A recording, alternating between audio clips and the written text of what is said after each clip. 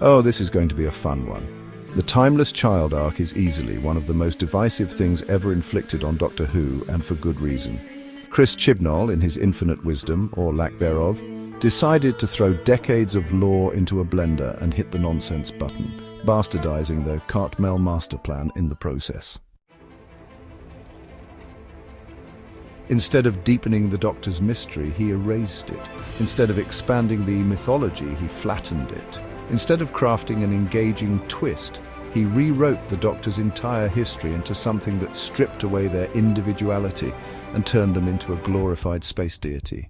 For years, fans followed the Doctor's journey only to be told that everything they knew was a lie, not in service of a well-crafted story, but for cheap shock value. Chibnall took one of the greatest sci-fi protagonists of all time and made them less interesting. That takes talent. Welcome to the Snake Pit, where we're full of bile and venom. I'm your host, Snake Daemon, and today we're diving into the Timeless Child debacle, one of the worst narrative decisions ever inflicted on Doctor Who. But rather than just tearing it apart, though believe me, I could, and in all fairness have, let's talk about how it could have been salvaged, if it had been handled by a competent writer like Russell T Davies, but with a tight leash. Imagine this. The Timeless Child still exists, but with one crucial change. The Master was the Timeless Child, not the Doctor. Suddenly, everything clicks. The Master's insanity? No longer just generic villainy, but the result of a life spent in forced regenerations, each one a carefully controlled experiment by the Time Lords. Geoffrey Beevers' Master wasting away, believing he had reached the end of his final incarnation, when in reality he was struggling against a mental block placed by the Time Lords to suppress his true nature. His desperation to survive wasn't just self-preservation, it was an instinct buried deep within his DNA.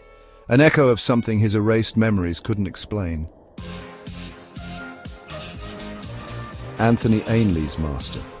By stealing Tremas's body, he unknowingly broke part of the mental conditioning. He didn't need to do it, but something deep within him screamed for survival beyond normal means. The cracks in the deception had begun to form. Eric Roberts' Master. As a disembodied entity inside the TARDIS, he exists as raw energy, something that shouldn't be possible for a normal Time Lord. This would be where the Time Lords, realizing they could no longer control him, implanted the 4-beat signal into his subconscious, a ticking time bomb buried deep within his mind, designed to keep him unstable. Derek Jacobi's Master. This is where the Time Lords really screw up.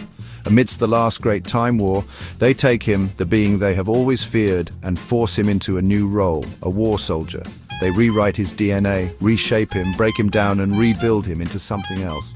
Another layer of trauma, another rupture in the mind block. He fights, he kills, he survives, and all the while, something buried deep inside him struggles to resurface. The programming holds long enough for him to become Professor Yana, a quiet, unassuming man, but with a drumbeat in his head. The Time Lord's greatest lie is beginning to unravel. John Simm's Master. By now it's too late. Every forced revival, every unnecessary resurrection, every stolen moment of existence has compounded into madness.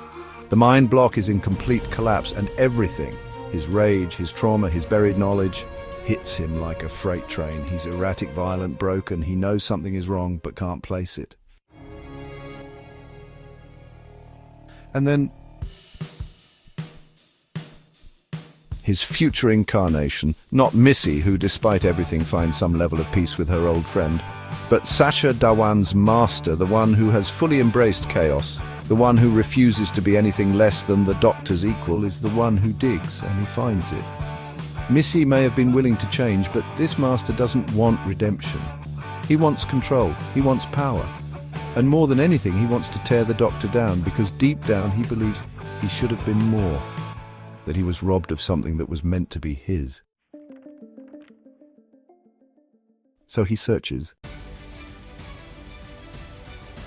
He uncovers the truth. He wasn't just another Time Lord, he was the Time Lord. The blueprint, the prototype, the experiment that made Gallifreyan's superiority possible. Every regeneration, every stolen memory, every forced rebirth wasn't a mistake, it was his nature. They stole it from him. And then he finds something else, the other. While searching for answers, the Master could have stumbled into a matrix projection of Gallifrey's earliest days, long before the Time Lords mastered time travel. There he encounters Jo Martin's Doctor, not as a past incarnation but as the other, one of the three founders of Gallifreyan society alongside Rassilon and Omega. This version of the Doctor, the other, wasn't yet the wanderer, the explorer, or the hero. She was a scientist, the architect of what would become the Time Lords, and she knew about the timeless child.